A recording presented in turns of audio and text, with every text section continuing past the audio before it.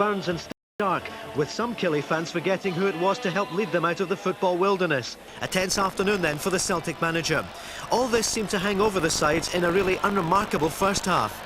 The best chance fell to Celtic in only 4 minutes. Phil O'Donnell setting up Celtic's first opportunity, Andy Walker through, and a great save there from Bobby Geddes. Young Colin McKee, signed last week for £300,000 from Manchester United, showed his class in the early stages, great vision playing the ball wide to the right, and then making the run into the box. But he failed to connect, and a let-off for Celtic. The home side started the day top of the table, and they were aiming to keep the unbeaten run going. Paul McStay back from suspension meant a midfield of 5 players, and at times it looked crowded. But Celtic back on the attack, O'Donnell playing it infield for McGinley. He sidestepped it to Peter Grant, and Lee Martin was there to knock it over the bar. Killie were now growing in confidence. The 1-2 from the corner, Neil Whitworth coming forward, but just off target.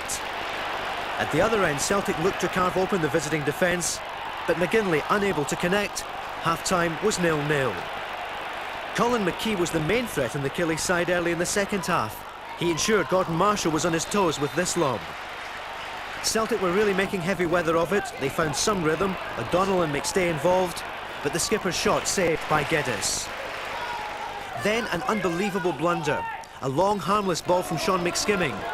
Mark McNally looking to play it back to goalkeeper Marshall, stubs his foot, and Bobby Williamson is there to nip in and score a remarkable goal and to put Killie in the lead. A terrible blunder by the Celtic defence.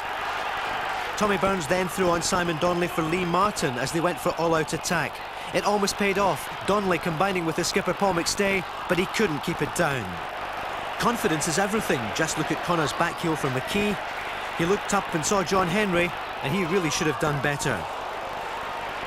A minute later, the former Clydebank man was involved again. Celtic were exposed, but John Henry failing to beat Gordon Marshall. But finally, in 86 minutes, Celtic equalised. Collins, Donnelly and Walker involved. Good stop by Geddes, but he couldn't hold it. McGinley backheels it into the net. 1-1, 4 minutes left on the clock. In the last minute, the Ayrshire side should have collected all 3 points. Colin McKee threw in goal, but with only Marshall to beat, he missed the target, and it finished 1-1.